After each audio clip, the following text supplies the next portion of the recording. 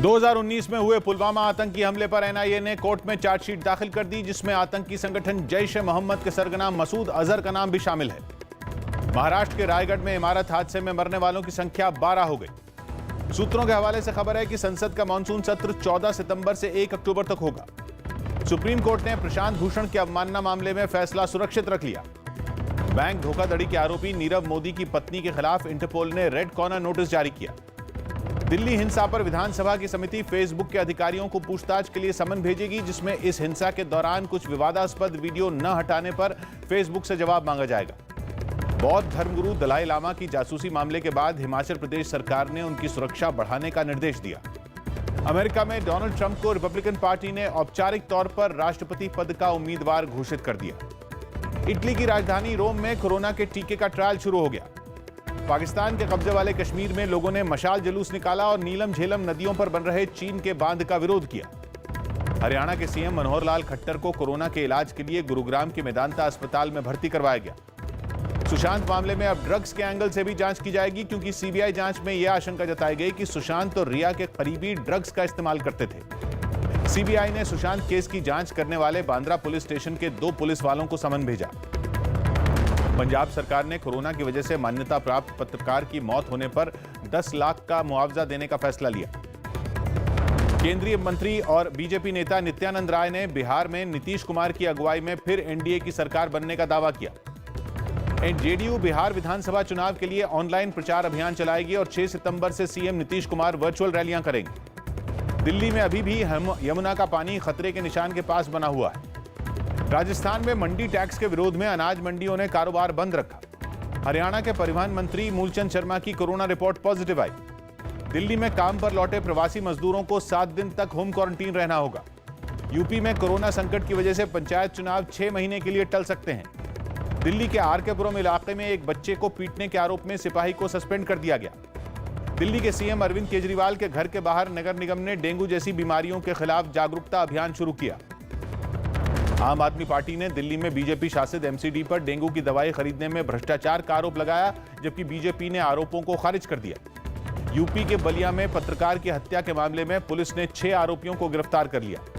आम आदमी पार्टी के सांसद संजय सिंह ने राज्यसभा के सभापति वेंकैया नायडू को एक खत लिखा और यूपी में उन पर एफआईआर दर्ज करने वाले पुलिस अधिकारियों पर कार्रवाई की मांग की। मध्य प्रदेश के देवास में एक 2 मंजिला इमारत गिर गई, जिसके बाद राहत और बचाव अभियान चलाया गया।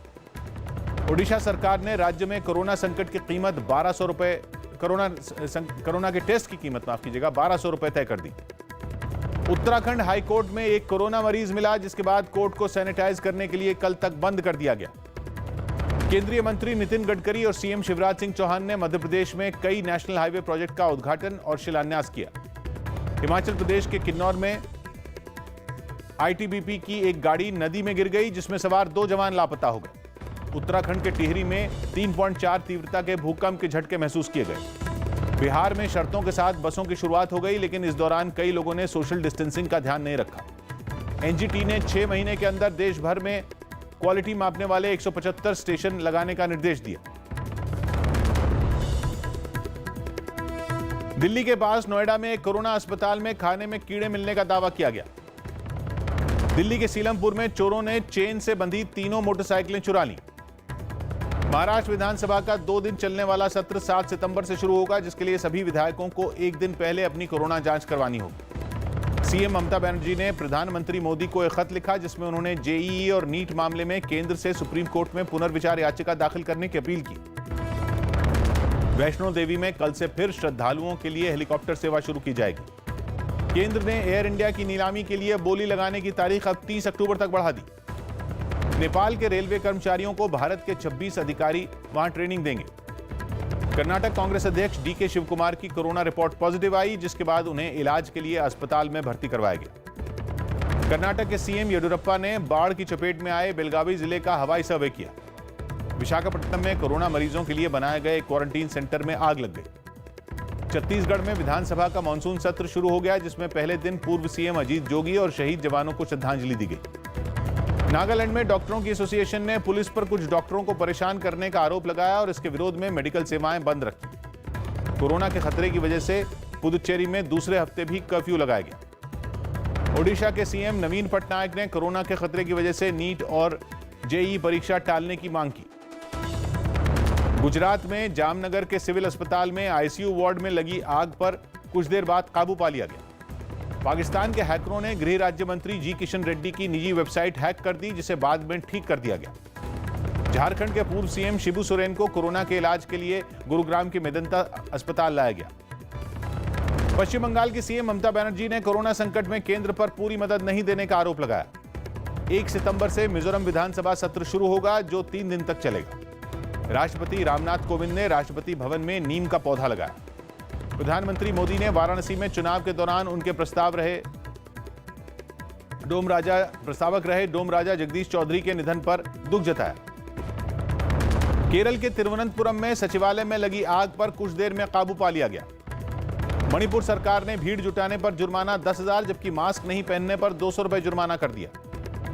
असम के गायक बाबू बरुआ समेत कई कलाकार गुवाहाटी में आयोजित एक कार्यक्रम में कांग्रेस में शामिल हो गए। पंजाब कैबिनेट ने तरन तारण में लॉ यूनिवर्सिटी बनाने के प्रस्ताव को मंजूरी दे दी। कर्नाटक में Mysuru city police commissioner Chandragupta की कोरोना रिपोर्ट पॉजिटिव आई। यूपी में खाद की कालाबाजारी करने वालों पर एनएसए यानी राष्ट्रीय सुरक्षा कानून के तहत कार्रवाई का आदेश दिया गया। राजस्थान विधानसभा में मदरसा बोर्ड विधेयक पास हो गया, जिसके बाद राज्य के मदरसों में कई बुनियादी सुधार लाए जाएंगे। जर्मनी ने पाकिस्तान की उस मांग को खारिज कर दिया, जिसमें पाकिस्तान ने अपनी पनडुब्बियों को लंबे समय तक पानी के नीचे रखने की तकनीक देने की मांग की थी। लीबिया की राजधानी त्रिपोली में सैकड़ों लोग सरकार के खिलाफ सड़क पर उतरे और भ्रष्टाचार का आरोप लगाते हुए प्रदर्शन किया। पाकिस्तान के बलूचिस्तान में एक ट्रक और गाड़ी की टक्कर से 10 लोगों की मौत हो गई, जबकि कई घायल हो गए। जैश ए मोहम्मद और आईएस के आतंकियों ने पाकिस्तान के रावलपिंडी में बैठक की, जिसके बाद भारत की खुफिया एजेंसियां अलर्ट हो गई। सीरिया के पीएम ने अरब गैस पाइपलाइन में हुए धमाके के बाद उस जगह का दौरा किया और उसे आतंकी साजिश करार दिया। थाईलैंड पुलिस ने कई इलाकों में हो रही सरकार विरोधी रैली पर कार्रवाई की और एक आरोपी को गिरफ्तार कर लिया। यूएन ने इराक और सीरिया में आईएसआईएस के 10,000 से ज्यादा आतंकी होने का दावा किया। इंडोनेशिया में कोरोना के खतरे की वजह से बाली द्वीप को सैलानियों के लिए बंद कर दिया गया। दक्षिण अमेरिकी देश कोलंबिया की कोयला खदान में फंसे कुछ मजदूरों को 5 दिन बाद सुरक्षित निकाल लिया गया। दक्षिण कोरिया की राजधानी सोल में कोरोना के मामले बढ़ गए, जिसके बाद सभी स्कूलों को दोबारा बंद करने का फैसला लिया गया। बेलारूस के राष्ट्रपति के खिलाफ पड़ोसी देश लिथुआनिया में भी विरोध शुरू हो गए। अफगानिस्तान के बल्ख प्रांत में सेना के कैंप के पास धमाका हुआ, जिसमें 3 लोगों की मौत हो गई, जबकि 41 लोग घायल हो गए। दावा है कि रूस में राष्ट्रपति पुतिन के विरोधी अलेक्सी नवाल्नी को जहर दिया गया था। यह बात जर्मनी के उस अस्पताल ने कही जहां अलेक्सी का इलाज जारी है। स्पेन की सरकार ने कोरोना से निपटने के लिए सेना को उतारने का फैसला लिया। न्यूजीलैंड की मस्जिद में हमले के मामले में आरोपी ब्रेंटन टॉरेंट की सजा पर सुनवाई शुरू हो गई, जो 4 दिनों तक चलेगी। यूक्रेन की राजधानी कीव में मौजूदा सरकार के खिलाफ पूर्व राष्ट्रपति पेट्रो पोरोशेंको ने अपने समर्थकों के साथ प्रदर्शन किया। सेंसेक्स 45 अंक जबकि निफ्टी 6 अंक की बढ़त पर बंद हुआ। दुनिया के सबसे तेज धावक उसेन बोल्ट कोरोना पॉजिटिव पाए गए। उसेन बोल्ट की पार्टी में शामिल हुए क्रिस गेल की कोरोना रिपोर्ट नेगेटिव आई। पूर्व कप्तान बाइचुंग भूटिया के नाम पर सिक्किम में एक फुटबॉल स्टेडियम का नाम रखा जाएगा।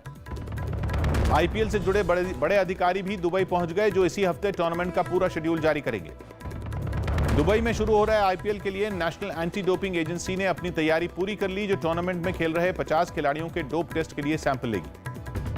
पूर्व ऑस्ट्रेलियाई क्रिकेटर रायन हैरिस को दिल्ली कैपिटल्स टीम का नया गेंदबाजी कोच बनाया गया। स्पोर्ट्स अथॉरिटी ऑफ इंडिया ने डेविड जॉन का इस्तीफा मंजूर कर लिया, जो हॉकी इंडिया के हाई परफॉर्मेंस डायरेक्टर के पद पर थे। ईशांत शर्मा ने अर्जुन पुरस्कार मिलने पर खुशी जताई। बेल्जियम में 11 सितंबर से फुटबॉल मैच स्टेडियम में देखने की इजाजत दे दी गई। इरफान पठान ने विराट कोहली की तारीफ की और उनसे सचिन तेंदुलकर के शतकों का रिकॉर्ड तोड़ने की उम्मीद जताई। Western and southern open tennis tournament में रोहन बोपन्ना कनाडा के अपने जोड़ीदार के साथ पहले ही दौर में हारकर बाहर हो गए।